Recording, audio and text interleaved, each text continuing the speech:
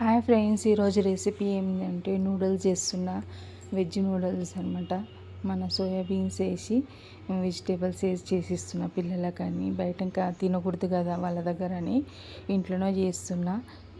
ఈజీగా మనం చేసుకోవచ్చు. సూపర్ మార్కెట్లో ఏంటంటే మార్కెట్లో కూడా దొరుకుతున్నాయి మనకి ఈ అక్క నూడిల్స్ అని. అవి మనం ఇంట్లో బాయిల్ చేసుకునేలా అనమాట.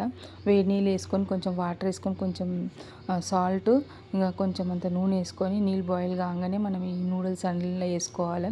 అవి బాయిల్ కాగానే మనం ఏం చేయాలన్నమాట, ఒక జాలి తీసుకొని ఒక గిన్నెలో పెట్టుకొని ఆ వాటర్ మొత్తం తీసేలా మనం ఉడకబెట్టిన వాటర్ మొత్తము తీసి చల్లనీళ్ళతో కడిగి కొంచెం ఆయిల్ వేసి పక్కకు పెట్టుకోవాలి. ఇక్కడ కొంచెం మనం బటర్ అని వేసుకోవచ్చు, మనము నెయ్యి అని వేసుకోవచ్చు, మన ఇష్టం అది. మనం ఇక్కడ నేనైతే ఆయిల్ వేసుకొని క్యారెట్, ఆనియన్, స్ప్రింగ్ ఆనియన్స్, ఒక మిర్చి, ఇంకా క్యాబేజ్, ఇంకా మనకి ఇష్టమైన వెజిటేబుల్స్ అన్నీ వేసుకోవచ్చు. నేనైతే నా దగ్గర ఉన్న ఈ వెజిటేబుల్స్ వేసిన. ఇంక ఇక్కడైతే సోయా కొంచెం వాటర్లో నానబెట్టుకొని కడిగి వాటర్ మొత్తం తీసి దీన్ని కూడా ఆయిల్లో ఫ్రై చేసేసుకుంటున్నా.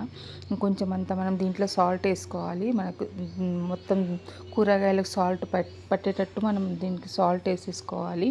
సాల్ట్ వేసుకొని కొంచెం ఫ్రై చేసుకున్న తర్వాత మనం సోయా సాస్ వేసుకోవాలి, చిల్లీ సాస్ వేసుకోవాలి, టమాటా సాస్ వేసుకోవాలి. షేజ్వాన్ సాస్ ఉంటే మీరు ఆ సాస్ కూడా వేసుకోవచ్చు. టమాటా సాస్ మీ ఇష్టం అనమాట. పిల్లలకి ఇష్టం కనుక మనం టమాటా సాస్ వేసుకోవాలి. ఇక్కడైతే నేను షేజ్వాన్ సాస్ ఇంకా గ్రీన్ చిల్లీ సాస్ కూడా వేసేసుకున్నా. మనకు టేస్ట్కి తగ్గంతే వేసుకోవాలన్నమాట. చూడండి, గ్రీన్ చిల్లీ సాస్ వేసుకున్నా. మనం దీంట్లోనే వెనిగర్ కూడా వేసుకోవచ్చు, కానీ వెనిగర్ మంచిది కాదు పిల్లలకి, అందుకని నేను వెనిగర్ వేస్తలేను. కావాలంటే దీంట్లో మనము నిమ్మ ఉప్పు వేసుకోవచ్చు, కానీ నేను అది కూడా వేయట్లేదు. ఎందుకంటే సింపుల్ వెజిటేబుల్తోనే చేద్దాం పిల్లలకి హెల్దీ. కానీ ఏదైతే ఇట్లా ట్రై చేసిన చాలా బాగుంది. దీంట్లోనే మనం కొంచెం అంతా కార్న్ఫ్లవర్ కొంచెం వాటర్లో కలుపుకొని దీంట్లో వేసుకొని కొంచెం ఫ్రై కావాలి.